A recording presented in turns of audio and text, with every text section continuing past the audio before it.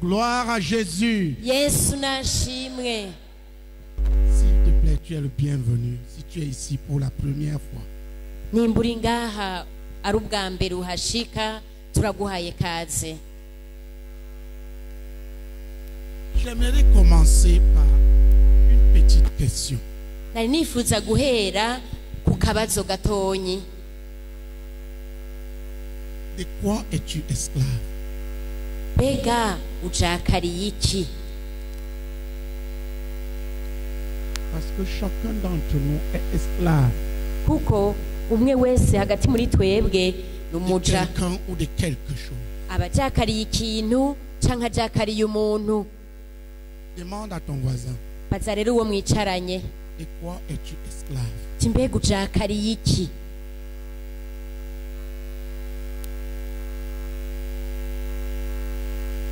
Les hommes ne se rendent pas compte Abantu ntibabona ko qu'ils ne sont pas libres. ko batidegemvya.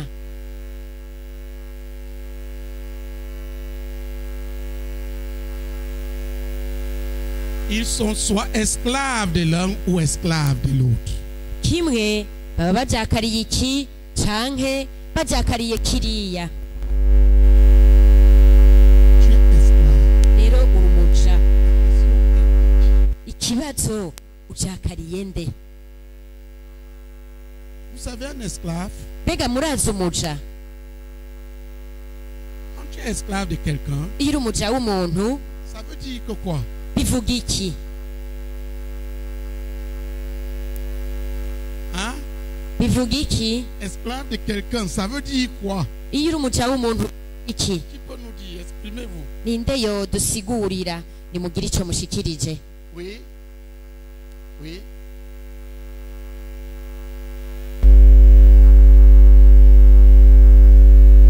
Si je suis esclave de quelqu'un, Avuga ati niyo muntu il dit monte, je monte. avuze ati duga ucuduga. Ça veut dire s'il dit descends, je descends. Avuze ati manuka Ça ucumanuka. veut dire que je ne m'appartiens plus. Bivuga ko ntaba nciganza. Je ne fais plus ce que je veux. Siba ngikora ivyo nshaka. Je suis esclave de quelqu'un. Ndi umuja w'umuntu Ça veut dire que je vis pour être et faire ce que cette personne veut. ako mbaho kugira ngo mbe nongere nkore ivyo uwo muntu ashaka.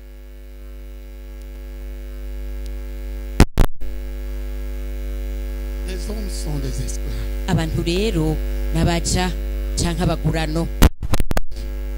Ikindi wokongerako, Pour rencontrer urashobora guhura un rebelle n'umugarariji qui crie, aboroga je suis libre. ngo ndidegemvya. Ça veut dire je me révolte. Bivuga ngo jewe ndagumuka. Il est esclave de qui? Aba ari umugurano wande? Esclave de qui? Aba ari umugurano wande? Esclave de la rébellion. Bivuga ngo umugurano Au moment même où w'ubugorariji. il dit je suis libre, Uwo mwanya nyine aba ariko aravuga ngo il est ndidegemvya. en train de proclamer je suis esclave de la rébellion. Aba ariko avuga ngo jewe ndi umugurano w'ubugarariji. Tu rencontres un ivrogne. Ugahura n'imboregwa. Est-ce qu'il fait ce qu'il veut? Mbega imboregwa ikora ivyo igomba? Est-ce que l'ivrogne fait ce qu'il veut? Mbega imboregwa ikora ivyo igomba? Oui ou non? Mwishure. Hein? Uraboregwa wewe?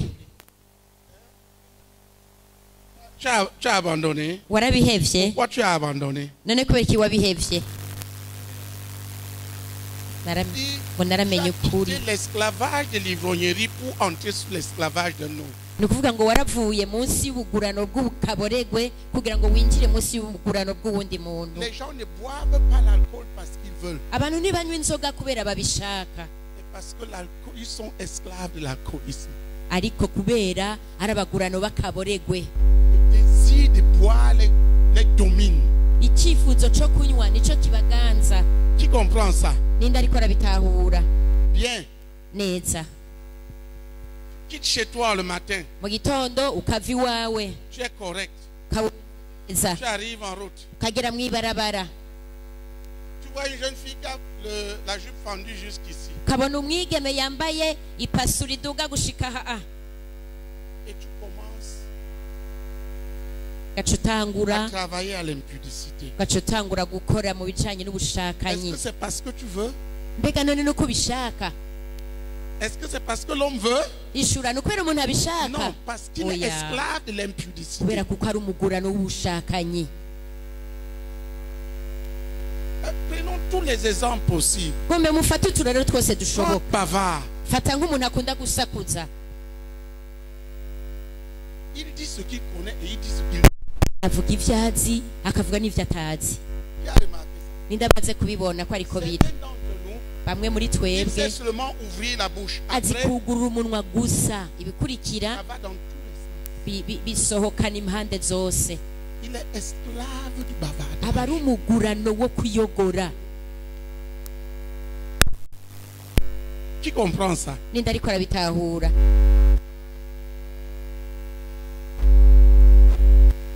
Il y a d'autres, hari abandi ils dorment sur le lit.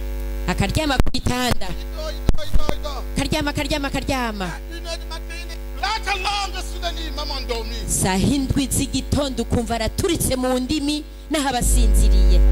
Faut ou pas, il prie. tuvuga ngo abishaka atabishaka arasenga. Applaudissons pour Jésus. nimukomere amashyi umwami Il yesu. est quoi? mbega aba ari iki? Il est quoi? aba ari iki? Il est esclave de Jésus. aba ari umugurano wa yesu. Qui comprend ce que je suis en train de dire? ninde atahura ivyo ndiko ndababwira? Chacun d'entre nous umuntu wese uri hagati muri twebwe se constitue esclave de quelque chose arihindura umugurano w'ikintu ou de kanaka quelqu'un canke w'umuntu par kanaka rapport à celui qu'il a choisi d'obéir. ushingiye kuwo yahisemwo kumvira. je mu baroma igabane ca gatandatu Prenons le verset 16. murongo wa 16.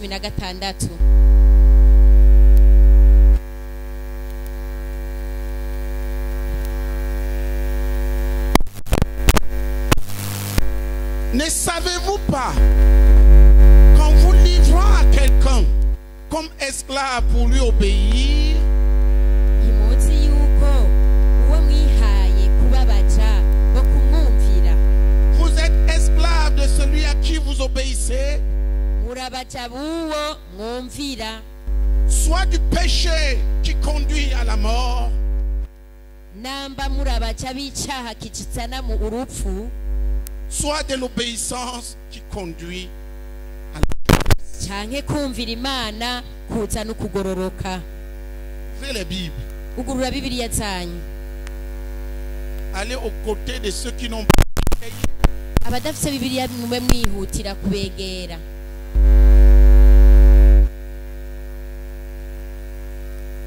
abenshi barabuze ihangiro ryo Si tu veux que Dieu gusabikanya. t'utilise dans la vie, aime les autres, vois les besoins des autres. ushaka ko Imana igukoresha mu buzima, Les kunda égoïstes sont abantu juste petits. ubone ivyo bakeneye. Et demande-lui ensuite de payer sa Bible s'il est croyant. niwasanga yaramaze kwizera uca umubwira uti uragura bibiliya yawe. Les deux-ci n'ont rien pendant que tu es là, Mugabo. ehe wa mugabo we, aba babiri ngaha Comme nta vos n'umwe yeux ne afise voient pas, bibiliya. ceux-ci n'ont rien à lire. aha aba nta na kimwe bafise basoma.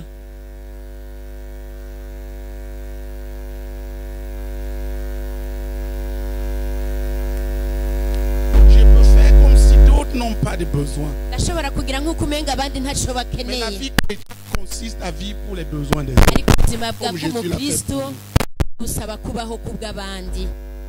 Pourquoi tu restes là? kubera iki wagumye ngaho? Ok, allez-y.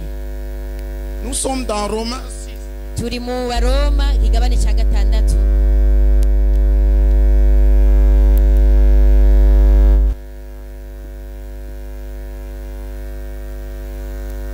Romains 6, 16. abaroma gatandatu umurongo wa 16. Alléluia. amen. Nous relisons. dusubire kandi dusome. Ne savez-vous pas ntimuzi qu'en vous livrant à quelqu'un comme esclave pour lui obéir, yuko uwo mwihaye kubabaja bo kumvira, vous êtes esclave de celui à qui vous obéissez, murabaja b'uwo mwumvira, soit esclave du péché qui conduit à la mort, c'est-à-dire à la destruction. namba murabaja b'icaha kiza n'urupfu nuvuga gusangangurika soit de l'obéissance canke abo qui kumvira conduit à la justice. abo kumvira Imana kuza no kugororoka. Regardez, Eheraba j'ai le choix entre deux choses. vise guhitamwo hagati y'ibintu bibiri, Soit être esclave du péché. canke nkaba umugurano w'icaha. Le péché ici, c'est ma nature pécheresse. Aho icaha ni kamere gakora ivyaha, Cette puissance interne qui pousse l'homme à désobéir à Dieu. ni ubushobozi buhindira umuntu kugarariza Imana. C'est ça le péché. Nico nico caha, La rébellion contre Dieu. ubugarariji. Le fait Garariza Imana. d'agir comme si Dieu n'existait pas et Dieu n'avait pas parlé. Ubona ukora nka kurya ukora nk'uko Imana ntibaho canke se Imana itigeze ivuga. Il dit, ne savez-vous pas Avuga ngo mbega ntimuzi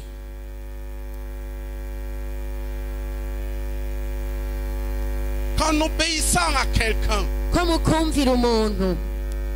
voici l'homme ici, Umuntu aho aherereye hano il choisit arahitamwo, d'obéir au péché. gahitamwo kumvira icaha. Péché Icaha égale bingana la chair, bingana kamere, c'est-à-dire la nature pécheresse. ni ukuvuga ngo kamere k'ivyaha. Pourquoi les gens pêchent? Kubera kino n'abantu bakora ivyaha, Parce qu'ils obéissent à leur propre nature. Ils sont kubera esclaves de leur kuko propre nature. bumvira kamere kabo.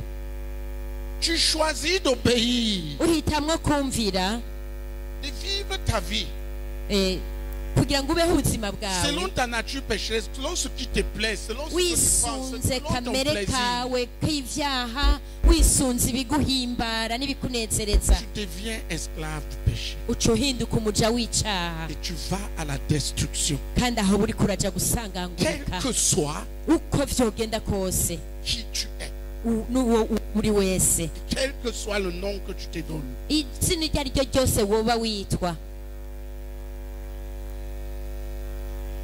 la vie chrétienne, ubuzima bw'umukirisu c'est le choix ni uguhitamwo d'obéir à Jésus. kumvira Yesu, Ou tu choisis canke ugahitamwo l'obéissance à Jésus. kumvira Yesu. Ou si tu veux la foi et l'obéissance à Jésus. Wanashaka reka dushireho ngo ukwizera no kumvira Yesu. À partir de ce moment-là, Uhereye aho nyene tu deviens esclave uhinduka umuja de Dieu. w'Imana. Ici, tu deviens esclave du péché. Aha naho hepfo uba wahindutse umuja w'icaha.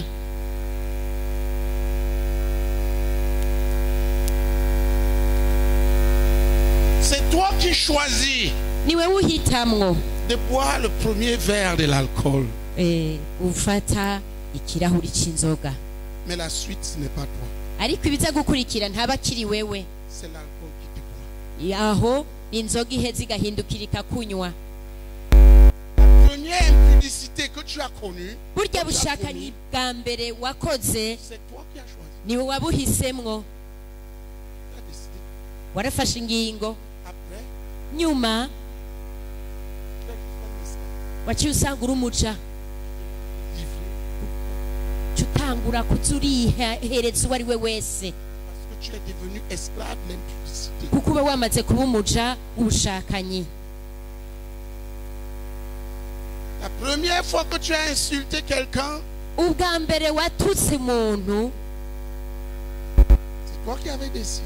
niwe wari wafashe ingingo, Mais comme tu as choisi d'obéir à ta chair, tu veux que tu insultes les gens, ariko kubera wahisemwo kumvira kamere kakubwira ngo tukana, tu deviens esclave des insultes. uca uhinduka umuja Tu w'ibitutsi, vas à la destruction. kandi ukaba uriko uraja mu gusangangurika. Qui comprend? Ninde ariko arabitahura? Qui comprend ça? Ninde ariko arabitahura ivyo bintu?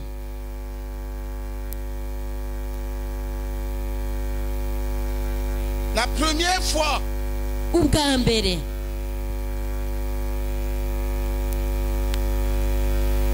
que tu as décidé de t'habiller nu, wafashe ingingo yo kwambara ubusa, parce qu'il y a des habillements nus, kuko hariho inyambaro uba wambaye amenya, l'enfer que ça vient. ivyo biva mu kuzimu. Tu as choisi la mini-jupe, Wahisemwo kwambara ca gice c'ijipo, tu finiras par marcher nu. nyuma Regardez sur internet, uzoherukira kugenda amenya. pratiquement les femmes. Murazoraba ku mbuga ngurukana ubumenyi usanga hariho abakenyezi bagenda amenya. Ils ont commencé quelque part. Hari ahantu bahereye, Et maintenant, ubu rero ils sont juste des esclaves. babaye gusa baja. Qui comprend ce que je suis en train de dire? Ninde ariko aratahura ivyo ndiko ndababwira? À qui as-tu décidé d'obéir? None ninde wahisemwo kumvira À tes propres péchés, ivyaha vyawe bwite, à ta nature pécheresse kamere kawe k'ivyaha, ou à Jésus? canke Yesu? Tu n'as le choix qu'entre les deux. Ufise guhitamwo hagati y'ivyo bibiri. Ceux qui choisissent Abahitamwo de vivre dans le péché kuba mu caha ont une destination, barafise amaherezo, la mort, urupfu. c'est-à-dire la destruction. Ni ukuvuga ngo La gusangagurika. destruction finale, Rero c'est l'enfer. gusangagurika kwa nyuma ni Mais umuriro ils vivent udahera. toute leur vie sous la puissance de la destruction. C'est pour ça qu'il y a les maladies, baba les babaye démons, munsi les y'ubushobozi ceci, bwo les cela. gusangagurika, nico gituma bafise ingwara, C'est abadayimoni, des hirya na conséquences biriya, kuko ni ingaruka mbi des mauvais choix. zo guhitamwo nabi. Les gens choisissent. Abantu Et bahitamwo, ce qui m'étonne, c'est la capacité des gens de ikintangaza choisir une chose et de vouloir le contraire. ubushobozi bw'abantu ingene bahitamwo ibintu hama bagaca babona igihushane. Le choix que tu as fait Kujya guhitamwo wagize va te payer. kuzoguhemba, Assume kandi uce vyemanga ou change. canke uhindure, C'est honnête. kandi aho harimwo ukuri. Choisis Hitamwo de continuer dans le péché, yo kubandanya mu caha, de vivre juste pour obéir à ta chair no kubaho kugira ngo wumvire kamere ou d'obéir à Christ. canke kumvira Kristo. Choisis Hitamwo de continuer à être rebelle kubandanya ugarariza ou de te soumettre. canke gucira bugufi Kristo. Choisis. Hitamwo. Dis à ton voisin, choisis aujourd'hui. Kiriho mwicaranye utuye umunsi n'uhitemwo, Choisis aujourd'hui. utuye umunsi n'uhitemwo. Chacun d'entre nous Umwe wese muri twebwe va vivre selon le choix qu'il a fait. azoba afatiye ku guhitamwo yagize. Écoutez, la réalité est que ceux qui choisissent réellement Jésus Ukuri nuko uhisemwo vy'ukuri Yesu ne pêchent pas ntukora ivyaha, parce qu'ils ont le pouvoir d'arrêter. kuko baba bafise ububasha bwo kubihagarika. Ils peuvent tomber, mais ils Barashobora ne sont kugwa pas sortir. ariko baca bita Ceux kugira ngo qui babivemwo. demeurent dedans Ababigumamwo nabo n'ont jamais choisi. ntibigeze bahitemwo Yesu. La Bible dit que celui qui pêche Bibiliya a ivuga choisi ngo le diable comme père. ukora ivyaha yahisemwo umugwanizi nka se. Celui qui vole Uwiba a pour père le diable. afise se umugwanizi. Il peut dire je suis Muporoti Arashavuga ngo jewe ndi umuporoti ou je suis catholique canke ndi umukatolika, ou même je ne sais pas quoi d'autre. sinzi ikintu icyo ari cyo cose, Il est du diable. ariko niwe wa mugwanizi. Il y a des pasteurs qui sont du diable. Hariho abapasitori ba wa mugwanizi. Un pasteur qui peut prendre une brebis Umupasitori canke nk'intama et lui proposer de commettre l'impudicité. Il est du diable. agafata intama akayihindira gukorana Il est du diable. ubushakanyi. C'est un enfant du Ni diable. wa mugwanizi, uwo ni umwana wa mugwanizi, C'est un ouvrier du péché. uwo ni umukozi w'ivyaha. Alléluia. Amen. Chacun fait un choix. Muntu wese arahitamwo, Chacun choisit de qui il devient esclave. gahitamwe uwo wobera umuja. Quand tu vois Iyo ubonye Les gens qui appartiennent à Jésus, abantu biyeguriye c'est yesu parce qu'ils ont décidé d'être esclaves de Jésus, ni c'est-à-dire ukubera d'obéir à bafashe Jésus. ingingo yo guhitamo yesu bivuga ngo kumwumvira Parce yesu que tu deviens esclave kuko uhinduka de umuja celui à qui tu choisis d'obéir. uwo wahisemwo kumvira. Tu choisis Uhitamwo le péché, tu Icyaha. deviens esclave du péché. uhinduka umuja Le w'icaha. péché ici, c'est les œuvres de la chair. aho icyaha ni ibikorwa bya kameremere, L'impudicité, ubushakanyi, l'adultère, ubusambanyi, les rébellions, les ubugarariji, divisions, la amacakubiri, haine, anko, les querelles, intonganya, les rébellions. ubugarariji, Toutes ces choses, ivyo bintu les vyose, vols, ubusuma, la cupidité, ukwifuza les convoitises, guhahamira ibintu.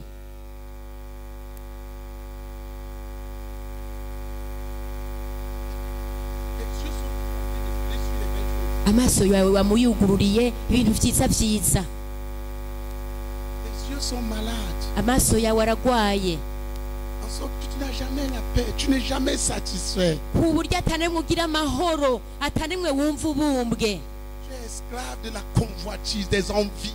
uramuca wo guhahamira ibintu no kwifuza. Et quoi es-tu esclave? None nawe ucakariye iki? Vas-tu demeurer esclave? None uza kuguma uri umuja? Tant que tu continues à obéir à cela, tu es un igihe esclave. cyose ubandanya wumvira ivyo Mais bintu un uba esclave uri du umuja, péché, umuja c'est-à-dire un w'icaha. esclave de la nature Ni pécheresse. ukuvuga ngo umuja wa Elle kamere va ukora te ivyaha, dominer. uvuga ngo karakuganza, Elle va te conduire. kazokurongora, Et le diable va te détruire. umugwanizi nawe aca Parce que gusambura, l'aboutissement, c'est la mort. kuko amaherezo y'ivyo ni urupfu. Un choix s'impose. Guhitamwo rero ni ntabanduka. Uniquement si je décide d'être esclave de Christ, je suis kiretse gusa chrétien. nahisemwo guhitamwo yesu no kumwumvira. Une des choses que j'ai appris ces derniers temps, Ikintu nize muri iyi minsi iherutse, ne forcez personne à faire quoi que ce soit. kudahatira umuntu gukora ikintu icyo ari cyo Que la cyose. personne juge qu'elle ne doit pas faire, qu'elle ne le fasse pas. icyo umuntu adashobora gukora ntagikore, Parce que chacun agit en obéissance à Dieu Kuko ou en umuntu wese obéissance akora à sa chair, kugira ngo c'est-à-dire yumvire au péché. imana canke yumvire kamere ari cyo caha, Et c'est un choix. kandi uko n'uguhitamwo.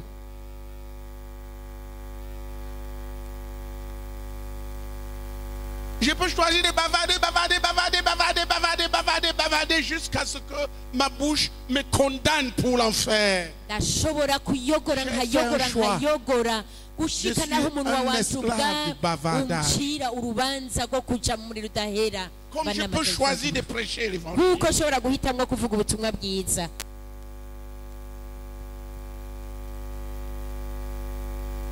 Chacun d'entre nous umwe wese hagati muri twebwe est esclave de celui à qui il obéit. ajakariye uwo yahisemwo kumvira. Tu es esclave, dis à ton voisin, bwira uwo mwicaranye, tu es esclave de celui à qui tu obéis. utujakariye uwo wahisemwo kumvira. À qui obéis-tu? uti none wumvira nde? À qui obéis-tu? uti none wumvira nde? À qui as-tu décidé d'obéir pour le mbega reste de ta vie? wahisemwo kumvira nde?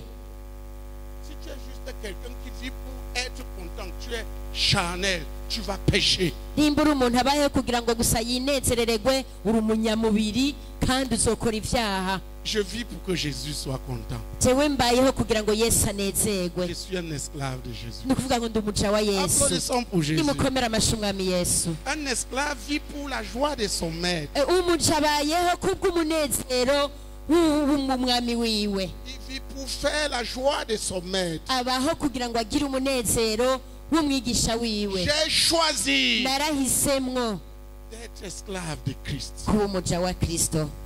Est-ce que toi tu as choisi? none warabihisemwo nawe? Celui qui ne choisit pas a déjà choisi. utabihisemwo aba yamaze guhitamwo, Esclave du péché. aba ari umuja w'icaha. C'est-à-dire esclave de la nature ni pécheresse. ukuvuga ngo umuja wa kamere Et cette vie k'ibyaha l'amène à une seule chose, la destruction. kandi ubwo buzima nabo bugushikana ahantu hamwe gusa gusangagurika Par urupfu. contre, quand je me soumets à Christ, iyo nciriye bugufi kristo, ici c'est l'obéissance au péché. aha uba uriko wumvira icyaha, Ici c'est l'obéissance à Christ. aha Je naho deviens esclave de Christ. Et aha cela naho me wumvira mène kristo à la vie, kandi gushikana ku bugingo, la vie de Dieu, ubugingo bw'Imana, la vie éternelle. ubugingo bw'ibihe bidashira. Ce matin, le Seigneur me parlait Muri kino gitondo umwami yambwira ngo des 3 dimensions de sa présence. ko impaye amavuta yo kuba mu nyonga hayo, Je bénissais le Seigneur. kandi nashima umwami. La première chose, Ikintu ca mbere, la première présence qu'il a donnée, c'est celle que déclenche l'obéissance. ukubaho kwayo kwa mbere yatanze ni ugushiraho kumvira La faveur de Dieu, ikiganza ciza c'Imana, la réussite, kuroranirwa, le succès. gutera imbere. Qui comprend? Nindabitahura Ceux qui obéissent à Dieu, abumvira Imana, Dieu leur accorde son amour spécial de père. Imana ibaha urukundo rwayo rudasanzwe ku Répond à leurs muvyeyi, besoins. ikabaha ivyo Il bakeneye leur donne le vyose, succès. Médite ikabaha la jour et nuit pour kuguranirwa, agir fidèlement wirimbura selon ce qui ijoro est écrit. n'umurango C'est alors que tu kugira ngo auras du uroranirwe, succès dans tes naho entreprises. niho C'est alors que tu uzoranirwa mu vyo réussiras. ukora vyose, naho niho uzotera imbere. Moi, j'ai choisi Nanje narahisemwo d'obéir à Jésus. kumvira Yesu. La seconde chose consistait dans Ca les manifestations kabiri naco cavuga tangibles de la puissance de la présence de Dieu. ukugaragara kuboneka kukubaho kw'Imana. La troisième, Ica gatatu c'était le domaine où si on me regarde, on voit Christ. cari gisata caho umuntu adavye abona Kristo. Donc, Et- j'ai choisi Rero narahisemwo d'être kuba l'outil de Jésus, l'esclave. igikoresho ca Yesu, umuja. As-tu choisi ça? None nawe ivyo warabihisemwo? De quoi es-tu esclave? None wowe ujakariye iki? Y a-t-il quelque chose que si on touche, tu vas abandonner? Hari ikintu hamwe bogikorako woca J'ai ugiheba? décidé, Jewe narafashe ingingo, pour la mort ou pour la vie, nabaho canke napfa je vais obéir à Jésus. ko nzokumvira Que Yesu. les gens soient contents ou qu'ils soient pas contents, Abantu je vais obéir banezerwa à canke Jésus. batanezerwa Que ça marche, que ça nzokumvira, ne marche pas, je vais obéir à Jésus. bigenda neza canke bitagenda neza nzokumvira. Être chrétien, Kuba umukristo c'est avoir choisi ni ukuba warahisemwo de quitter l'esclavage du péché kuva mu buja bw'ivyaha et de devenir esclave de Jésus. maze ugahinduka umuja wa Yesu. Certains sont esclaves de Jésus jusqu'à ce que l'argent entre dans leur poche. Bamwe baraba baja ba Yesu gushika umunsi amafaranga yinjiye mu mufuko wabo, À partir de ce moment, ils cessent de penser à Jésus. uhereye aho nako kanya nyene baca bahagarika kwiyumvira ivya Et à Yesu, ce que Jésus veut. Ils kuko sont nivyo Yesu esclaves agomba, kuko nabaja idole, l'argent. ico kigirwamana amafaranga. Les gens mentent pour ça. Abantu bakanabesha ku bw'ivyo, Ils jouent des comédies pour ça. bagakina ibirori ku bw'ivyo. As-tu choisi? Weho mbega wahisemwo iki? À quoi obéis-tu? Mbega wumvira iki? J'ai choisi d'obéir à Christ. Jewe nahisemwo kumvira Kristo, Je lui ai donné ma vie. namuhaye ubugingo bwanje. Les vrais chrétiens, donc, Abakristo b'ukuri rero ce sont ceux qui obéissent à Jésus. nabo bumvira Kristo. Alléluia. Amen, Alléluia. amen. Lisez Romains 6. Nimusome Abaroma ikigabane ca gatandatu. Mais maintenant, Ari Romains 6, 22. murongo wa 22. Mais maintenant, étant affranchi du péché et devenu esclave de Dieu, vous avez pour fruit la sainteté et pour fin la vie éternelle. Ariko noneho ko mwacunguwe ngo ntimuganzwe n'icaha mukajakarira imana mufise ivyamwa vyanyu bizana ukwezwa kandi amaherezo n'ubugingo budashira. Amen. Lorsque tu choisis Jésus, iyo wahisemwo Yesu, il t'affranchit du péché. arakubohora Le péché icaha, ne domine plus sur toi. icaha ntigisubira Ce kukuganza. n'est plus ton corps qui te commande. Eh, Ce n'est pas tes désirs qui te commandent. ntabwo ari umubiri utegeka, Tu peux ntabwo ari faire ibyifuzo taire byawe tous les bitegeka. désirs du corps. urashobora gucecekesha ibyifuzo byose ne plaise pas à by'umubiri bidahimbara Imana. Je suis certain. Ivyo ndabizi ntakekeranya. Il n'y a pas un seul désir du corps que tu ne peux pas stopper. nta cyifuzo na kimwe Tu cy'umubiri peux faire taire tous les désirs. udashobora Toi, si ton guhagarika but est d'obéir à Christ. cyangwa ukabicecekesha kugira ngo bikunde wumvire Imana.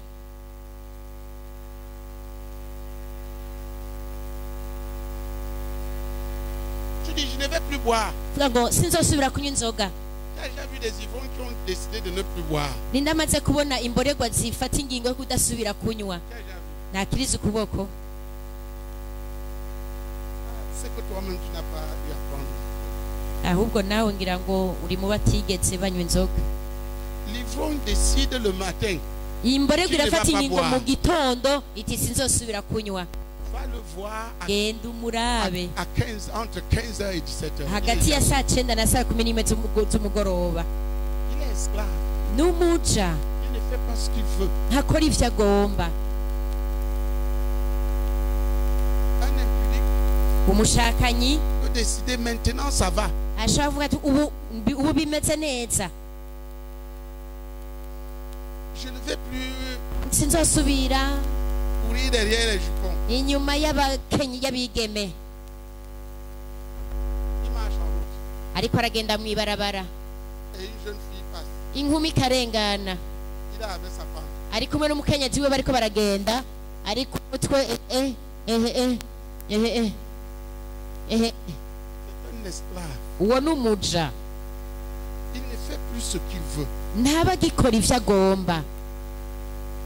Un esclave de la haine. umuja w'urwango Il peut vouloir manifester l'amour et manifester la haine. arashobora kwifuza kugaragariza umuntu urukundo agasanga agaragaje urwango, Il manifeste l'opposé de ce qu'il veut. akagaragaza igihushane cy'ibyo yifuza kuko ntabakiriwe.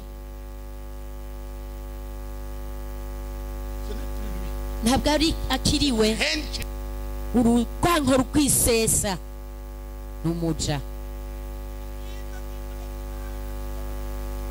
kandi Bibiliya ivuga ngo umuja ntashobora gutsindaza mu rugo. mwabana b'Imana mubifata uko nyene. dit à ton frère, bwirwa mwene data mon frère, uti mwene da l'esclave ne demeurera pas dans la maison. uti umuja ntazotsindaza mu rugo. Si tu laisses le péché te dominer, tu ne vas pas demeurer dans la nubareka maison. icaha kikakuganza ntazotsindaza mu rugo. umuja ntashobora gutsindaza mu rugo. Les enfants, oui. abana yego. Alléluia. amen.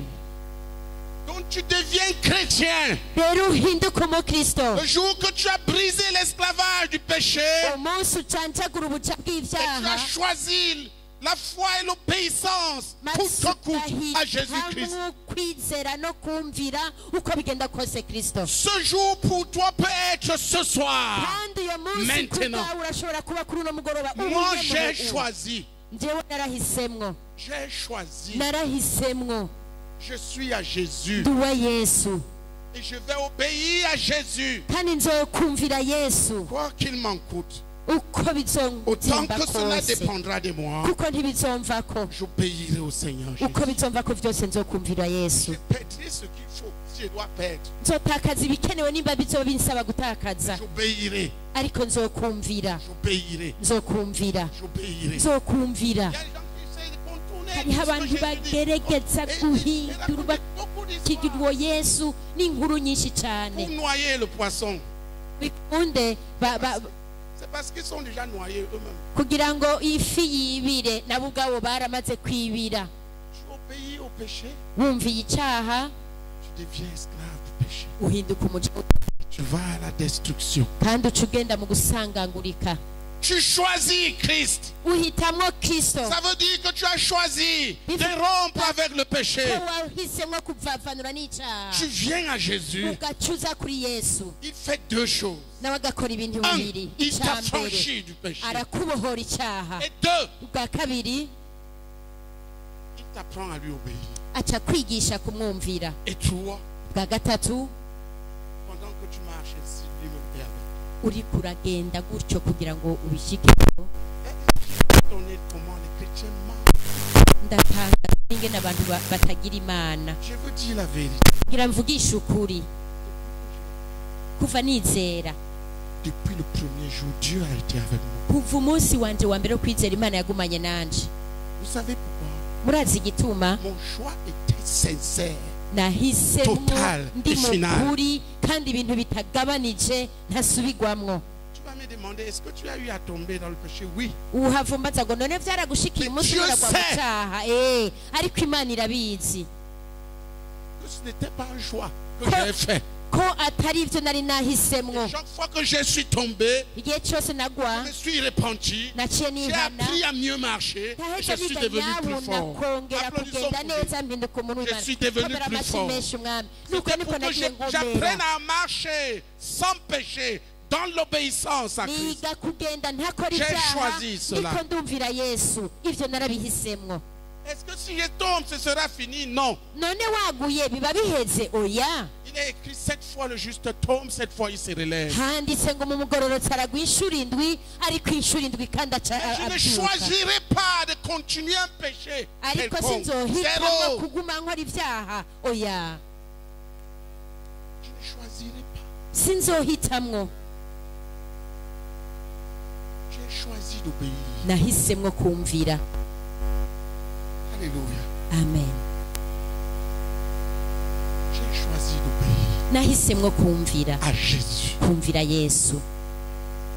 Et je suis devenu esclave de Jésus. kandi naciye C'est-à-dire, mpinduka umuja c'est wa Jésus qui Yesu. m'utilise comme il Ukuvuga ngo veut. Yesu niwe ankoresha uko agomba. Qui comprend ça? nindabitahura. Le choix guhitamwo s'impose à toi aujourd'hui. uguhitamwo rero uyu munsi ni ntabanduka uyu munsi. Le choix s'impose. uyu munsi guhitamwo ni ngombwa. Le choix s'impose. uguhitamwo ni ngombwa. Qui choisis-tu? mwonde Le péché, cyaha c'est-à-dire continuer à vivre selon ta propre chair, selon ce ukuvuga qui t'arrange, kubandanya selon ce que tu wisunze désires, kamere selon ce que tu veux, ibikorohereje ivyo wifuza ivyo ugomba, ou canke rompre avec ça kuvavanura et vivre n'ivyo maintenant pour Jésus. hanyuma uhereye butangure kubaho kubwa Yesu. Qui choisit de vivre pour Jésus? nindahisemwo kubaho kubwa Yesu. Lève la main. nakiriza ukuboko. S'il te plaît, lève-toi. ndagusabye uco uhaguruka. Lève-toi si tu as choisi de vivre pour Jésus. haguruka nimba wahisemwo kubaho kubwa Yesu.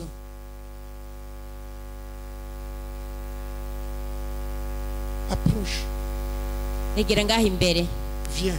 ingo Viens. ingo C'est un choix. uko nuguhitamwo. Viens. ingo Approche, approche, approche. egera. Tu as choisi. wahisemwo. Au moment où tu choisis, sache que Jésus, uwo mwanya Prends nyine note. wihisemwo menya ko Yesu nawe yamaze kuvyandika. c'est fini avec le péché. ivy'icyaha bica Autant que birangira. cela dépendra de toi, tu combattras tout péché. uko bizokuva ko kose uzogwanya icyaha. Le péché ne dominera plus sur toi. icyaha ntikizosubira kukuganza ukundi. Parce que Jésus t'a franchi. kuko Yesu aba yakubohoye. Parce que Jésus t'a franchi. kuko Yesu arakubohoye. Les gens aiment la religion. abantu barakunda idini, Ils aiment les postes. barakunda ibiti.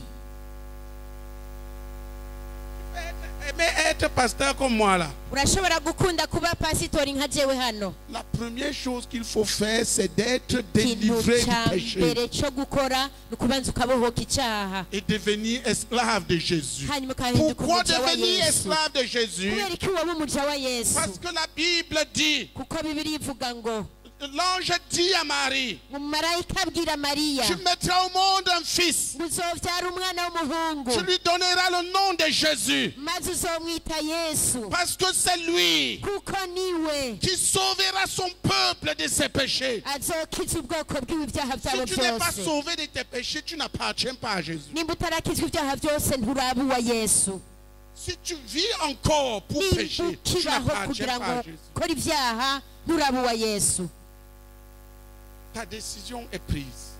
ingingo yawe rero ni ukuyifata Maintenant, tu vas parler à Jésus. wayifashe ubu rero nutangura uvugane na yesu Dis à Jésus bwira yesu que tu renonces. uti ndahevye icyitwa icyaha Tu renonces à la vie uti pécheresse. ndahevye ubuzima bw'ibyaha Commence à lui parler. tangura umuganirize Et muvugane dis-lui particulièrement ce péché. na cyane cyane umubwire kijya cyaha Parce que plein de chrétiens marchent kuko avec des abakirisu choses benshi qui les défendent bagenda et qui les n'ibintu mènent en enfer. bagenda barakingira bagwanirira ariko bikabajyana mu muriro udahera Dis-lui, Seigneur, pardonne-moi tes choses. J'arrête tout péché. ubwira uti mwami mpabarira kiriya kintu Et je kandi veux que tu ndagihagaritse m'affranchisses kandi maintenant. ndashaka nawe ubu nyene Que tu me délivres ucumuhora de telles choses qui essayent de me umbohore dominer. kiriya kintu cyama kigerageza kunganza Ou bien tout simplement, c'est la première fois, dis à Jésus, Jésus, je viens à toi maintenant. ariko nimba uje ubwa mbere vuga uti Je yesu nje renonce kuri à ma vie de wewe pécheur. ati ndavavanura ubuzima bwanjye bw'ibyaha Je veux t'obéir, je veux t'appartenir ndashaka et kuwawe t'obéir no pour le reste de kukumvira ma vie. iminsi yanjye yose isigaje yo kubaho Prions ensemble. reka dusenge twese hamwe Parle à Jésus. Que ce Fugana soit en na Yesu. Kirundi, que ce soit dans Swahili ou en français. usenga Il t'entend. usenga mu gifaransa usenga mu giswahili Et il entend ton arakumva engagement de ce soir. kandi ariko arumva n'ingingo uri kurafata Prie. kuri uwo mugoroba senga rero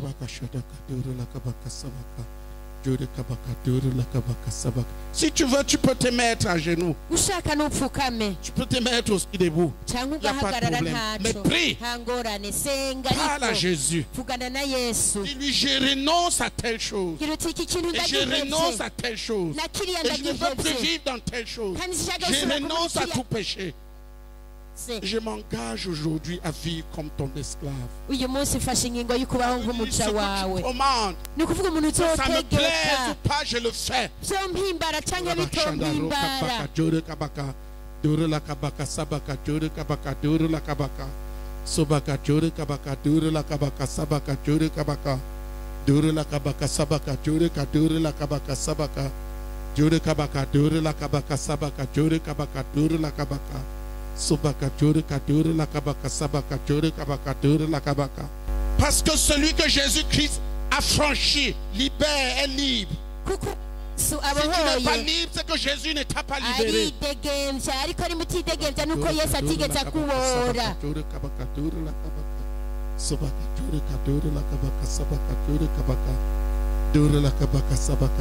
Dis-lui, Seigneur, délivre-moi de tel péché. mubwira uti mwami mbohora kiriya cyaha Délivre-moi tel que je n'y revienne plus. kimbohore ku buryo Parce que celui que ntazogisubiramwo tu libères est libre. kuko wowe uyu muntu umubohoye aridegembya Duru la kabaka sabaka juri kaduru la kabaka sabaka juri kabaka duru la kabaka sabaka juri kabaka duru la kabaka subaka juri kabaka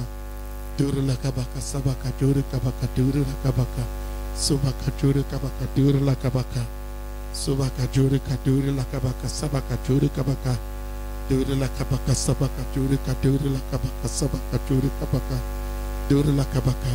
Dis Jésus, vuga uti yesu j'ai choisi ce soir kuri uno mugoroba ndahisemwo de t'appartenir kuba uwawe et de t'obéir, no kukumvira quoi que cela m'écoute. ico bizonzimba cose Répète-le 7 fois. bisubiremwo inshuro indwi Vas-y avec moi. Jésus, Ti yesu j'ai choisi ce kuri soir uno mugoroba ndahisemwo de t'appartenir kuba uwawe et de t'obéir, no kukumvira quoi qu'il arrive. ico bizonzimba cose Seigneur Jésus, mwami yesu je renonce ce soir à moi-même, kuri uno mugoroba ndandiyanse à ma vie de pécheur, nanse ubuzima bwanjye et bw'ibyaha je choisis de t'appartenir kandi mpisemwo kuba uwawe et de t'obéir, no kukumvira quoi que cela m'écoute. ico bizonzimba cose Seigneur Jésus, mwami yesu Accepte ma consécration. emera ukwiyegura kwanje, Accepte-moi ce soir. nyemera kuri uno mugoroba, Et prends possession de moi. maze uce unyiganzira, Prends possession de moi. niganzire, Prends possession de moi, Jésus. niganzire Yesu, Fais de moi ton esclave. nungire umuco wawe, Je veux être ton esclave. Tu es là. ndashaka Prie. kuba umuco wawe. Nimba uri ngaho imbere nusenge, prie. senga. Nimba waje ngaho imbere, senga. Ça, c'est déjà l'obéissance. Uko ni ukumvira Dis kwatanguye. Jésus, Vuga uti Yesu, sois mon Seigneur maintenant. numbere umwami uhereye ubu, Viens dans mon cœur ingo mu mutima et wanje, sois mon Seigneur maze umbere umwami et conduis-moi. kandi Oh undongore. Jésus, Oh Yesu, viens dans mon cœur, ingo mu mutima wanje, sois mon Seigneur umbere et umwami, dirige toute ma vie. maze urongore ubuzima bwanje Oh bwose. Jésus, Oh Yesu, viens dans mon cœur ingo maintenant. mu mutima wanje ubu nyene, Affranchis-moi de mes péchés. mbohora ibyaha byanje byose, Sois mon Seigneur numbere umwami, et dirige ma vie. maze urongore ubuzima bwanje. Lève les deux mains. Terura ibiganza byawe Dis, byombi, oh Jésus, vuga uti oh Yesu, je t'appartiens maintenant. ndi uwawe uhereye ubu. Oh Jésus de Nazareth, Oh Yesu umunyanazareti, je me donne à toi maintenant. D'accord. Esprit, âme et corps. ndakwiyeguriye ubunyeni mpemu umushaha n'umubiri. Prends-moi. Nyakira, Prends-moi. nyakira, Prends-moi. nyakira, Prends-moi. nyakira, Prends-moi. nyakira, Prends-moi, Jésus. nyakira Prends-moi. Yesu, Change nyakira, mon cœur. hindura Change umutima ma wanje, vie. hindura ubugingo Dirige-moi. bwanje, urongore, Conduis-moi, Jésus. ndongora Yesu, Je t'appartiens. ndi uwawe. Oh Jésus, je t'appartiens. Oh Yesu, ndi uwawe. Merci. Urakoze, Merci. urakoze, Merci. urakoze. Amen. Amen. Baissons les mains. Nimumanure amaboko. S'il te plaît, qui est là pour la première fois, lève la main. Ninde ari ngaha ubwa mbere, ari ngaha imbere, ariko ari ubwa mbere ari ngaha, Lève la main. kiriza ukuboko nimba uri umushasha. Approchez ici devant. Egera ngaha imbere gose, Là, approchez. egera ngaha imbere Tu gose. es là pour la première fois. Nimba ari ubwa mbere waruje, egera ngaha imbere gose. Tu as pris la décision et tu es là pour la première fois. Approche ici. Wafashe ingingo kandi bwari ubwa mbere uje ngaha, egera imbere ya bose, Approche, approche. egera Approche. imbere ya bose, Approche. egera imbere ya bose. Bienvenue à Jésus. Turaguhaye ikaze kuri Yesu. Applaudissons. Tu es là pour la première fois. Ne t'assieds pas. Nimba Viens. uwaje ngaha ubwa mbere ntiwicare, Tu es ingo le ngaha. bienvenu. Viens. Turaguhaye kaze ingo, Viens. ingo turaguhaye kaze. Applaudissons pour Jésus. Nimukomere amashyi umwami Yesu, Applaudissons pour Jésus. komera amashyi menshi umwami Yesu. Tu viens comme ça de donner ta vie à Jésus. Uhereye ubu rero uhaye ubuzima bwawe Yesu. Dis ça à ton voisin. Bibwira uwo mwegeranye ngaho imbere, utuhereye none uhaye ubuzima bwawe Yesu. Mubwirane, Dis-lui, tu viens de donner ta vie à Jésus. gira uwo mwegeranye bimubwire, uhereye Pasteur. none uhaye ubuzima bwawe Yesu. Viens, Ingo pasi, viens les conduire. ingo barongora. Ça là, ne porte plus ça, c'est l'idolâtrie. Aka kantu wambaye ntuzosubire kukambare, aka ni ikigirwamana, C'est un démon. aka ni akadayimoni. Tu as compris? Wavyumvise? Enlève. Ça Gak- a détruit. gomba ugakura ugacagagure. C'est l'idolâtrie de Marie. Ako ni akagirwamana kitiriwe Mariya. Donne ça à un dirigeant la France. Ngaho umurongozi ngaho inyuma. Maintenant, le pasteur va. Ubu rero mwongeragira abarongore. Vous voyez, c'est comme ça. Elle est un enfant de Dieu Ni maintenant. umwana w'Imana byamaze guhinduka. On lui a dit que c'est mauvais. Elle a obéi. Bamubwiye ko ari bibi kandi yaciye yumvira. Applaudissons pour Jésus. Nimukomere amashyi umwami Les Yesu. enfants de Dieu comprennent la vérité et obéissent. Abana b'Imana batahura ukuri hanyuma N'obéissent pas, n'ont pas bakumvira. cru. Ceux qui n'obéissent pas n'ont pas cru. Abatumvira ntibaba La vraie barizeye. foi chrétienne produit l'obéissance. Ukuba uwizeye Dieu commande. bivamwo ukumvira ivyo baba bakugeze. Venez comme Ngo mubakirize umwami Yesu. dupfukame dusenga Imana. Tuvuga ati mwami Yesu, uyu munsi itariki 26 z'ukwezi kwa kane ndafashe ingingo yo kuba umuja wawe. mwami yesu iyi tariki mvuye munsi y'ubuja bwa satani, mvuye munsi y'ubuja bw'icyaha, ngiye munsi y'ubuja bw'Imana. Uyu munsi ibya kera birarangiye, byose bibaye bishasha, byose bibaye bishasha, kuko mpisemo Yesu. Mwami Yesu, ndakwinginze rero, ingo mu mutima wanje, nduguruye urugi rw'umutima wanje, ndaguhaye karibu umutima wanje. Mwami Yesu, guhera uyu munsi Satani ndamukuye ku ntebe y'inganji, niwe mvyagije mu mutima wanje. Guhera uyu munsi Yesu uri umwami wanje kandi uri umukiza wanje. Mwami Yesu, futa izina ryanje mu gitabo cy'abanyabyaha, unyandike mu gitabo cy'abagororotsi. Mwami Yesu, nyuzuza inkomezi zawe, ibya Satani byose bimvemo. Urakoze Yesu ko wumvise ugusenga kwanje, ukangira umwana wawe. Ubu ndi umwana w'Imana, ubu ndi umwana w'Imana, ubu ndi umwana w'Imana, kuko Yesu ari muri jewe. Amen. Bene data, nkomezi zo kugukurikira, ubaha inkomezi zo mu ijuru, ubuzuze mpwemu yera, kugira ngo babandanye inzira y'agakiza. Ubaha umugisha wasezeraniye abana bawe mu gakiza, papa, mu izina rya Yesu Kristo. Ubahe kurwana banesha intambara zose bazocamo Yesu. Uba mu ruhande rwabo, ubagwanirire, ubahe kunesha mu izina rya Yesu Kristo. Amen. Tu prends la personne. Bienvenue. Tu es le bienvenu à Jésus. turaguhaye ikaze kuri Yesu. Amen. Amen. Jésus vient de te sauver. Yesu ajeje kugukiza, Et tu es le bienvenu.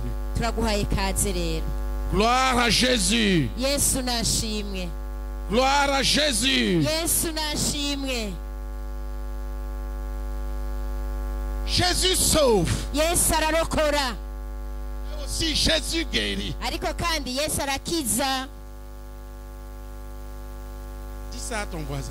gira uwo mwegeranye Jésus sauve. uti Yesu ararokora, Mais aussi Jésus guérit. uti ariko kandi Yesu aranakiza. Alléluia. Amen. Et il veut te guérir. kandi arashaka kugukiza. Tu avais mal quelque part. ninde yari afise ahantu yari agwaye? Lève la main. nakiriza ukuboko. Lève juste la main. wowe ukiriza ukuboko gusa. Tu avais un mal quelque part. ahantu hari hose wumva Lève la ugwaye, main. uca ukiriza ukuboko. 2 personnes. n'abantu babiri gusa. Bien. Neza. Lève-toi. nimuhaguruke abo bagwaye. Je voudrais que vous regardiez ce qui est déjà fait. nagira ngo ndabereke murabe. Jésus est ici. Yesu ari hano. Dis à ton voisin, Jésus est ici. gira umwegeranye uti Yesu ari hano. Et dis-lui, la plupart des gens que tu vois là sont déjà guéris, mais ils ne le savent pas. kandi mubwira uti abo bantu bose ubona bamaze gukira ariko ntavyo baramenya. Applaudissons pour Jésus. nimukomere amashyi umwami Jésus Yesu. est ici. Yesu ari hano. Depuis que tu es entré là, kuva winjira c'est hariya, lui que tu entends. kuva Et uriko c'est lui qui agit. urumviriza niwe ariko arakora. Tu avais mal où? wari ugwaye hehe? Parce qu'il y a parmi ceux qui sont déjà guéris. kuko muri mwebwe hariyo abamaze Applaudissons gukira. plus fort pour komera Jésus. amashyi menshi umwami Yesu. Applaudissons plus fort. komera amashyi menshi Plus fort. cyane menshi gose. tu es à côté de lui, dis-lui, regarde là où tu avais mal. umwegereye uhagaze umubwira uti Regarde si le mal est niwiyumvirize encore là. uturondere hamwe wari wamye urwaye Vas-y, dis-lui. bimubarire uti niwiyumvirize hamwe wamye urwaye Vas-y, regarde. mubwire yiyumvirize Est-ce que c'est un mal que tu pouvais sentir? uti mbega bwari ububabare washobora kumva Si c'est fini, envoie la personne ici. usanze yakize Applaudissons pour Jésus. ucuma uturungikira ngaho imbere komera Il est amashyi là, mwami il yesu est là, il est là, il ari est là, hano il est là. nihari ari hano nihari Le mal est fini, envoie-le ici. umuntu wasanze yakize ucuma uturungikira Applaudissons pour hano Jésus. komera amashyi menshi mwami yesu Le mal est fini, qu'il vienne. yakize nacaza ngaho S'il n'est imbere pas fini, il reste debout. ariko atarakira aguma ahagaze Personne ne rentre avec son mal ici, là. nta n'umwe aza Bienvenue. guhana indwara yiwe avuye Demande, hano regarde maintenant. mubwire yiyumvirize arondeze ububabare yamaye Demande de regarder. aho Si le mal pouvait se voir, niba ububabare ashobora kubonesha regarde. amaso narabe cyangwa kumva aho ababara naho nyine yiyumvirize applaudissons pour Jésus qui a déjà commencé à guérir. komera amashyi umwami yesu Avons yamaze compris. gutangura gukora Il est en train de gukiza guérir. ariko arakiza Plus fort. komera Plus amashyi fort. menshi cyane umwami Jésus yesu te guérit. yesu aragukijije Jésus te guérit. yesu aragukijije Jésus te guérit. yesu aragukijije Jésus te guérit. yesu aragukijije Regarde maintenant. niwisubire wiyumvirize Si le rero mal est parti, tu viens. rondera aho wamye urwaye usange wakize ucuza ngaho imbere Applaudissons plus fort pour Jésus. nimukomere amashyi menshi cyane umwami yesu uwo ni yesu Tu as été guéri de quoi? wakize iki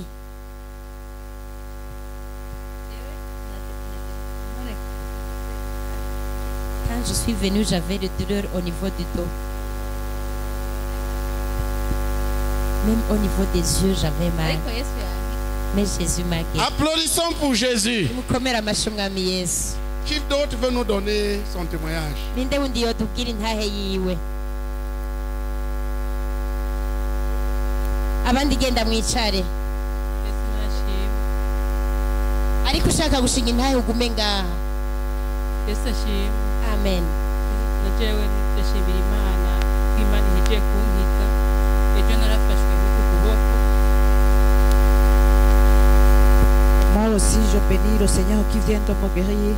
ejo Hier, narafashwe n'uku kuboko ibintu bintekenye ngaha mwavuze mu ngingo hier j'ai été attrapé par des douleurs au niveau de ce bras biramanuka biza biranja ngaha et ça descendait même jusqu'à ce niveau.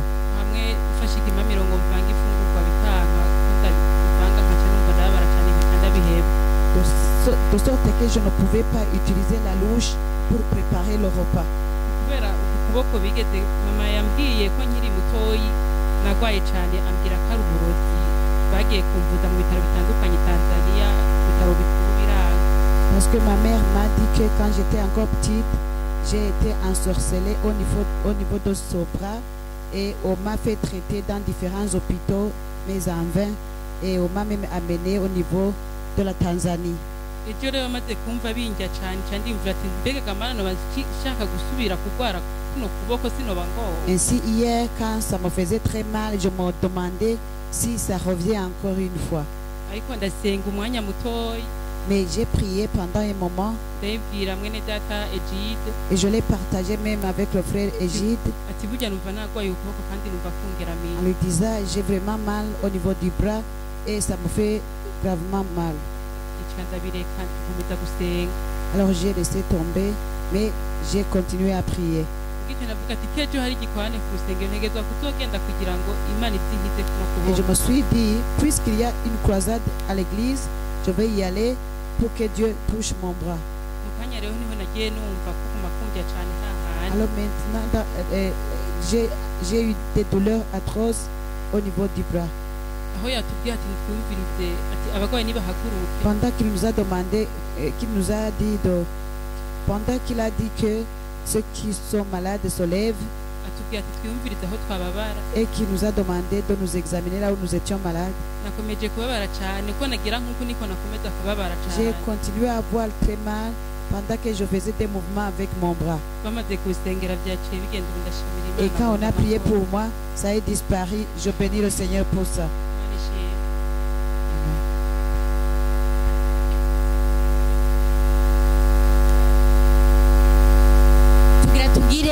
isengesho twese rusange.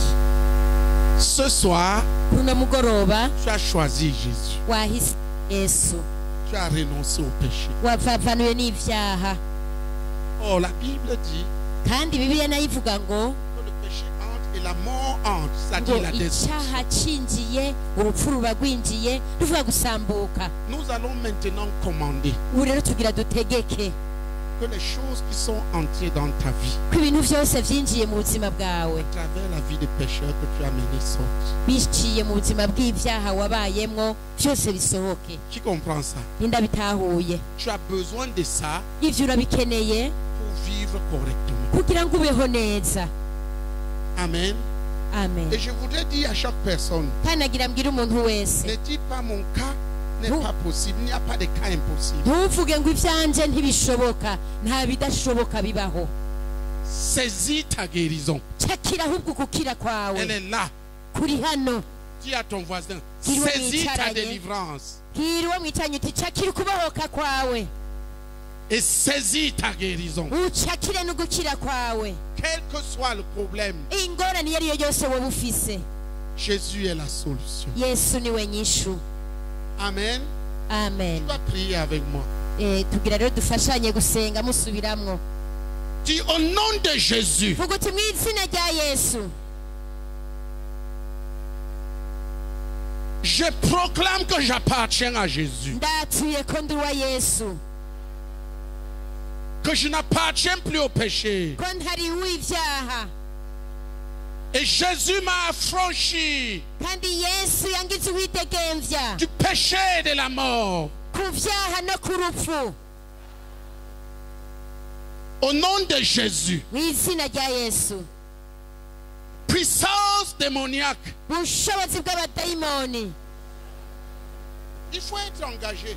Birakwiye ko mushiramwo inguvu, Si tu es à l'aise, wumva laisse wiyoroheye. passer ta délivrance. Aho nuvuga ngo kubohoka La kwawe délivrance, wakuretse il faut kure savoir, là où se cyane. trouve le diable, il doit être forcé pour partir. Kubohoka utegereza Donc prie de tout ton aide. erereye, ugahatuza ugasenga n'inkomezi zawe zose.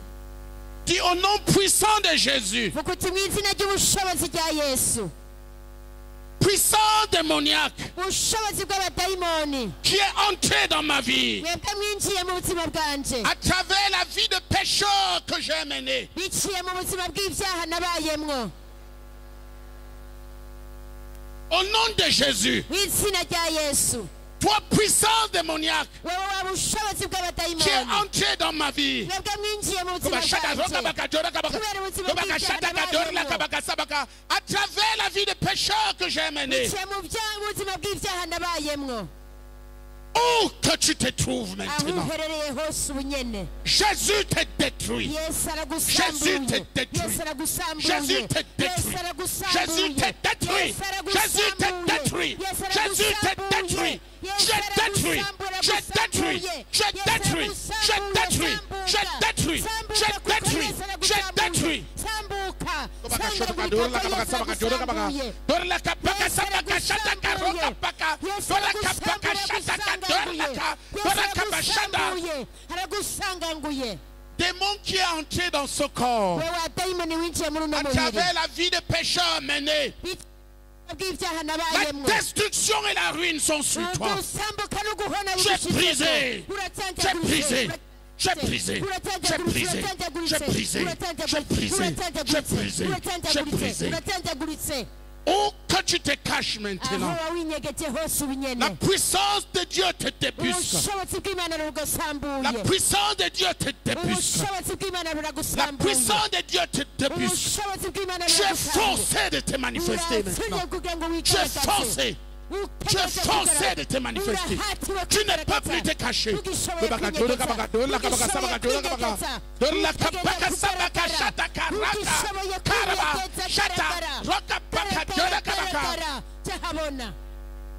Tu as des vertiges où tu veux vomir. uriko urazungurirwa kandi Tu ushaka no lèves juste kudahwa, la main. ucukiriza ukuboko gusa, Où tu sens que quelque chose te serre la gorge. cyangwa wumva umengo ariko iriko kirakunigura, Quelque chose te serre la gorge. wumva umengo umuntu ariko arakunigura, Et que comme ça t'empêche comme respirer. kandi iriko birakubuza guhema Lève la main, tu as besoin d'aide. ucukiriza ukuboko kwawe ukeneye ko Vous bagufasha devez vous manifester. mutegerezwa Vous ne kugaragara pouvez plus vous ntimugishoboye cacher maintenant. mushoboye C'est kwinyegeza terminé. ibyawe Tu birarangiye dois te manifester et partir. mutegereza kugaragara mukagenda Esprit méchant impemu mbi qui est entré dans cette vie mwebwe mwinjiye muri ubwo buzima à travers la vie biciye mu des buzima non-croyants. byo kutizera Mené. ubwo nabayemwo J'ai brisé. uracancaguwe J'ai détruit. urasambutse J'ai détruit. urasambutse Jésus t'est détruit. yesu aragusambuye Jésus t'est détruit. yesu aragusambuye J'ai brisé. Et tu uracancaguwe dois partir. kandi utegeka Sors. kugenda sohoka Sors. sohoka Sors. sohoka Sors. sohoka Sors. sohoka Sors. sohoka Sors. sohoka Sors. sohoka Sors. sohoka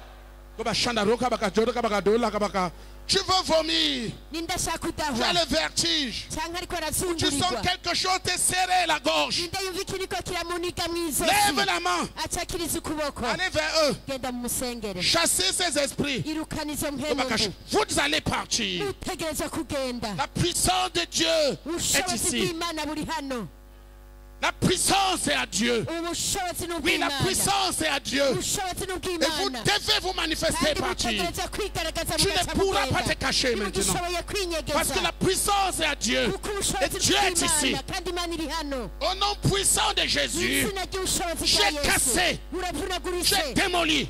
j'ai ruiné. urasenyutse Toi qui es entré là, wowe winjiye hano à cause de la vie menée dans le péché. kubera ubuzima bw'ibyaha nabayemwo Toi, esprit méchant, wowe wa mpemu mbiwe qui est entré là, wowe winjiye à cause de la vie menée dans le péché. kubera ubuzima bw'ibyaha nabayemwo Jésus te détruit. yesu Répétez. aragusambuye Hey, parlez. ze murasubiramwo Hey, subiramwo mwese parlez.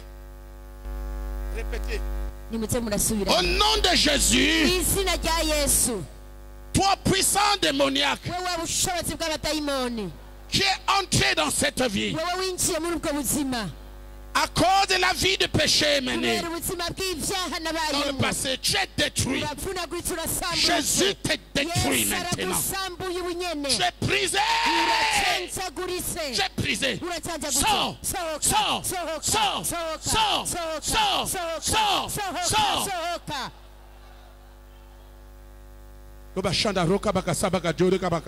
Tu ne peux pas te cacher maintenant. tugishoboye kwinyegeza Où que tu sois, aho waba uri hose Jésus te débusque. yesu arakugaragaje Jésus te débusque. yesu arakugaragaje Jésus te débusque. yesu arakugaragaje J'ai ruiné. urapfuye J'ai ruiné. urapfuye Ton royaume est ruiné. urapfuye Dis au nom de Jésus. nimusubiremo muti mu izina rya yesu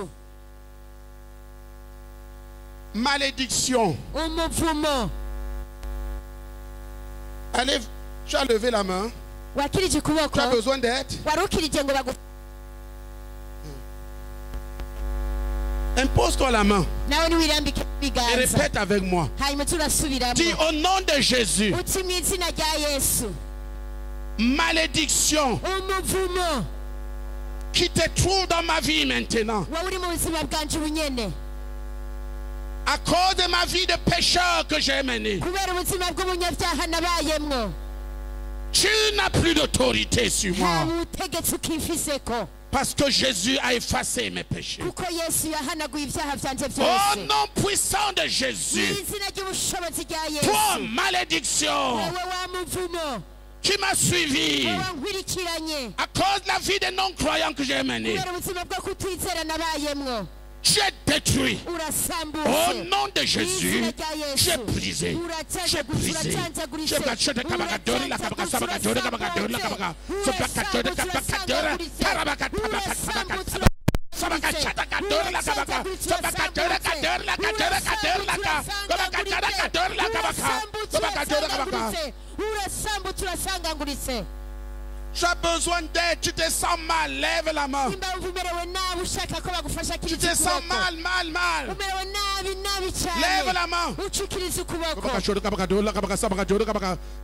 Aucun d'entre vous ne doit se nta cacher. n'umwe muri mwe bwateza kwinyegeza Toi, malédiction, wowe wa muvumo tu es brisé. uracanjagurise Toi qui es entré là, wowe winjiye aho à travers la vie des non-croyants du passé, biciye ubuzima bwo kutizera bwo muri maintenant kahise. Jésus t'a détruit. ubu rero yesu J'ai aragusambuye détruit. urasambutse J'ai détruit. urasambutse J'ai détruit. urasambutse J'ai détruit. urasambutse Sors. sohoka Sors, sors, sors, sors, sors, sors. sohoka Sors au nom de Jésus. sohoka mu izina rya yesu Sors au nom de Jésus. sohoka mu izina rya yesu Je proclame ndatuye que mon passé est balayé par ko Jésus-Christ. kahise gakubuye Je suis une nouvelle créature. icyaremwe gishasha J'appartiens à Jésus. jewe ndi uwa yesu Je n'appartiens plus au péché. singiro w'ivyaha Malédiction imivumo qui existe dans ma vie encore maintenant. iri mu buzima bwanje À cause ubunyene de mon passé dans le péché. kubera kahise kanje J'ai brisé. uracancaguritse J'ai brisé. uracancaguritse J'ai brisé. uracancaguritse J'ai brisé. uracancaguritse J'ai brisé. J'ai uracancaguritse brisé. J'ai brisé. uracancaguritse Tu sens les vertiges. niwumva uriko urazungurirwa Tu sens des vertiges. urafise ibizunguzungu Tu sens des vertiges. wumva ibizunguzungu Tu sens des vertiges. wumva ibizunguzungu Lève la main. ntucukirize ukuboko Tu as besoin d'aide. urakeneye Allez ko vers eux. bagufasha kiriza Vous ukugenda pouvez en murasengera de briser la malédiction. ushika umwunamika ugacu Au nom de Jésus, mu izina rya yesu tu es brisé. uracancaguritse brisé. uracancaguritse Malédiction, tu es brisé. amavumo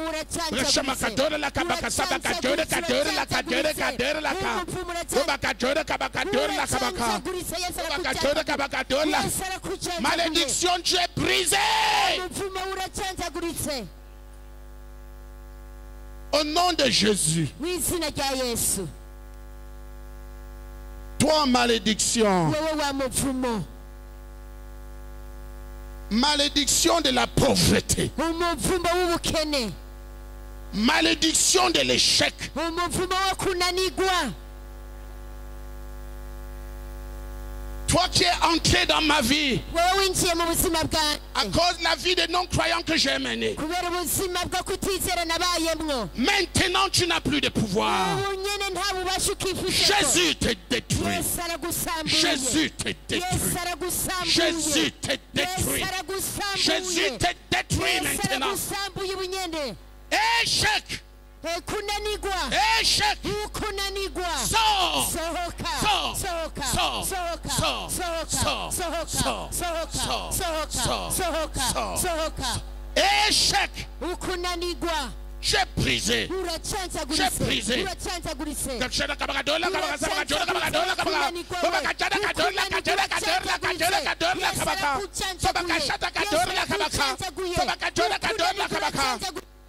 yesu arakucancaguye Tu respires mal. uriko urahema nabi Tu respires mal. uriko urahema nabi Tu respires mal. Allez vers eux. Brisez eux cette malédiction. Chassez-la. cancagura uwo muvumo Tu respires mwirukane. mal. birakugora guhema Coupez-la en deux. mwunamike Coupez la personne en deux, frères. ikemwo Et kabiri chassez. uca mwirukana uwo muvumo Là, là, là. genda musengurire muntu Là. genda mumusengere Échec. ukunanigwa Tout le monde. mwese hamwe. Échec. ukunanigwa Tu prends fin aujourd'hui. uyu munsi urarangiye Malédiction de l'échec. umuvumo wo kunanigwa J'ai brisé. uracancaguritse J'ai brisé. uracancaguritse J'ai brisé. uracancaguritse J'ai brisé. uracancaguritse J'ai brisé. uracancaguritse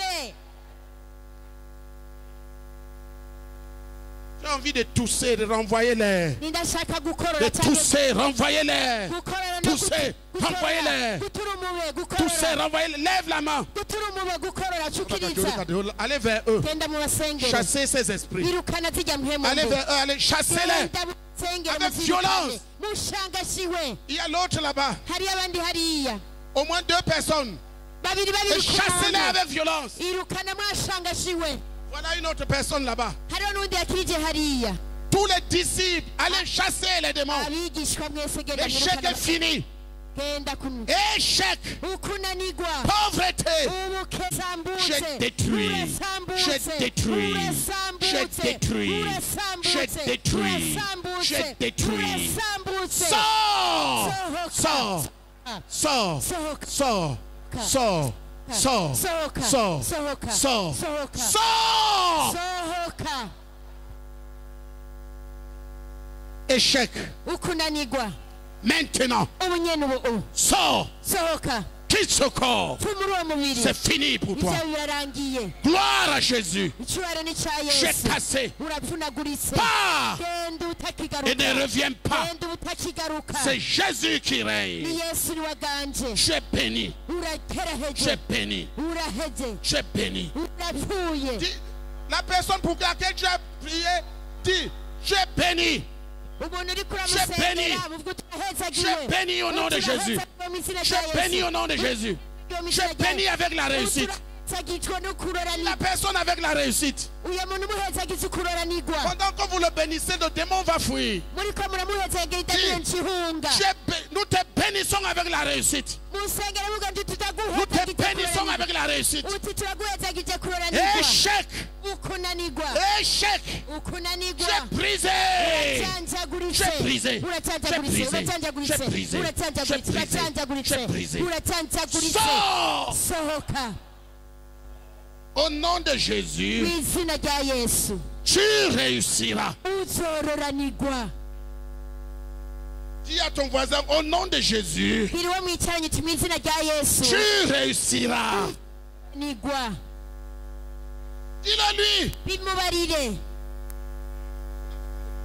nta muntu wabibwira Dis-lui au nom de Jésus, ubwira uti mu izina rya tu yesu réussiras dans tout ce que tu feras. uzororanirwa mu bintu byose uzokora Tu réussiras. uzororanirwa Tu réussiras. uzororanirwa Échec, tu es brisé. ukunanirwa uracanjaguritse Échec, tu es brisé. wakunanirwa uracanjaguritse Échec, tu es brisé. ukunanirwa kuracanjaguritse Bénissez-le avec la réussite. muhezagize rero kuroranirwa uyo Prenez-la. muntu Bénissez-la avec la réussite. muhezagize kuroranirwa La réussite dans tout ce qu'elle fera. kuroranirwa mu byo azokora byose Au nom de Jésus, mu izina rya nous yesu te bénissons avec la réussite. turaguhezagije kuroranirwa Au nom de Jésus, mu izina rya nous yesu plantons la réussite. turaguteragiye mu Là où il y kuroranirwa avait l'échec. aho hari hari Au nom kuroranirwa puissant de mu Jésus, izina ry'ubushobozi rya yesu reçois la réussite. akira ukuroranirwa Reçois la réussite. akira ukuroranirwa Reçois la réussite. akira ukuroranirwa Au nom de mu Jésus. izina rya yesu Au nom de Jésus. mu izina rya yesu Kabashandaro, kabakajoro, kabakadola, kabakasabakadoro, kabakadola, kabaka-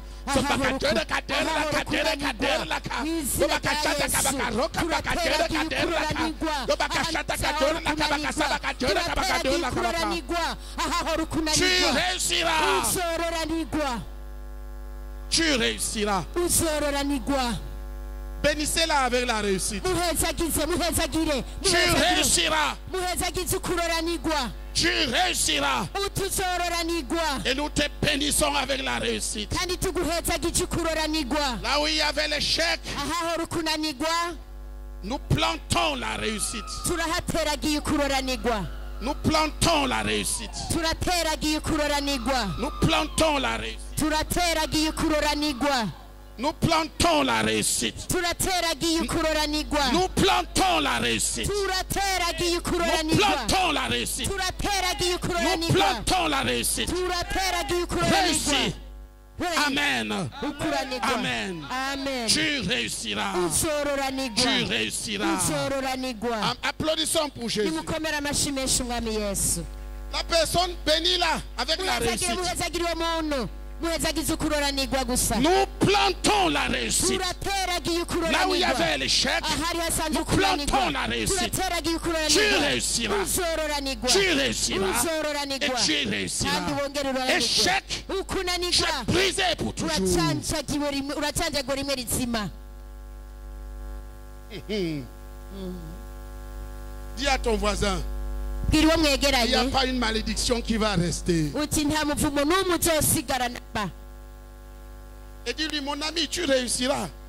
genzi utuzororanirwa Tu réussiras. utuzororanirwa Parce que dis-lui, Dieu bénira les œuvres de tes mains. mubwira iti imana izohezagira ibikorwa byose Tu by'amaboko yawe réussiras. uzororanirwa Pendant que tu grandis dans l'obéissance, umwanya uzoba uri kurakura mu kumvira Parce que Dieu bénira les œuvres de tes mains. kubera kuko imana Tu ne crois pas ça, izohezagira tu ibikorwa réussiras. by'amaboko yawe kubw'ibyo Pendant que tu te uzororanirwa mettras à obéir, tu verras la réussite venir. Parce que Dieu bénira les œuvres de tes mains. kuko imana izohezagira ibikorwa by'amaboko yawe.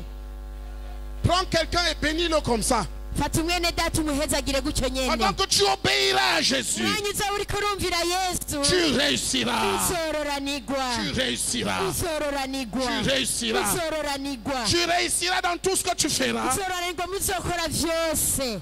Non, non, non.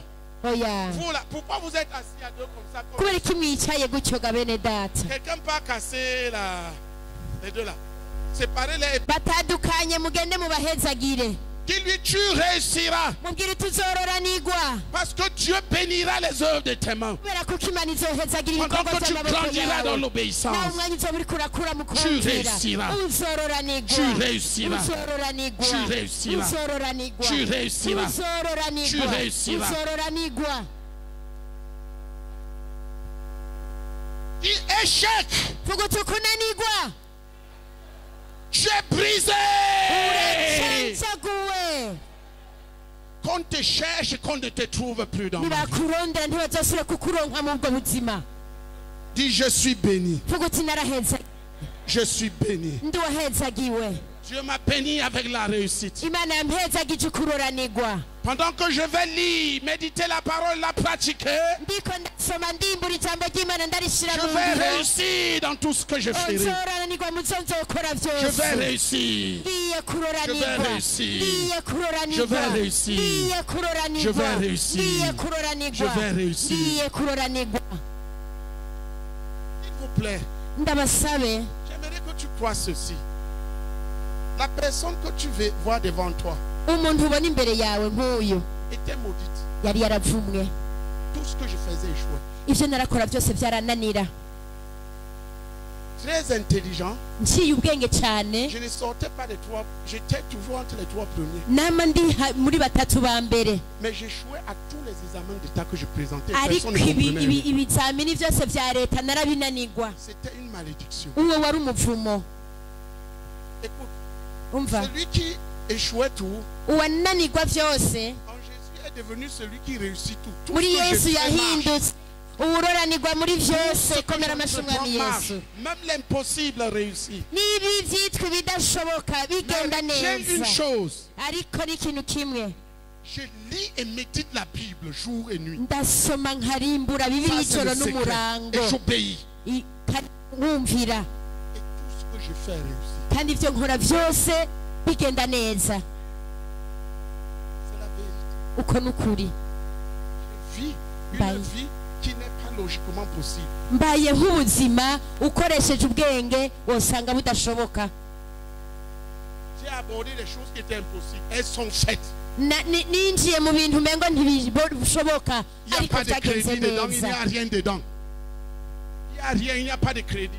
nta na kimwe kirimwo kidashoboka. Dis à ton voisin, Dieu te bénit avec la réussite.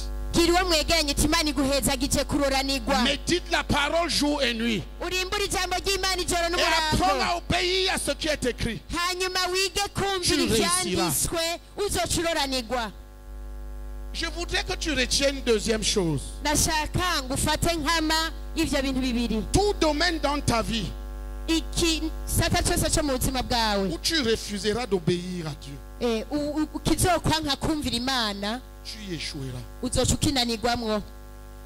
Si c'est avec l'argent, ari mu si mafaranga tu refuses de soumettre ta gestion d'argent à Dieu, ukanka gucishiriza bugufi amafaranga affaires yesu ibyo uzokora bizonanirwa. si c'est dans le mariage, ari mu rugo si tu ne soumets pas ton mariage à Dieu selon ce qui est écrit, ça udaciye échouera. bugufi umugabo wawe wisunze ibyanditswe ntibizogenda neza. Si c'est à l'école, hari mu ishure tu échoueras. uzonanirwa Tu ne décides pas de mettre ta vie en ordre. nutafata inyungu yo gutondeka ubuzima Mais bwawe. sache une chose, ariko menya ikintu Dieu te bénit.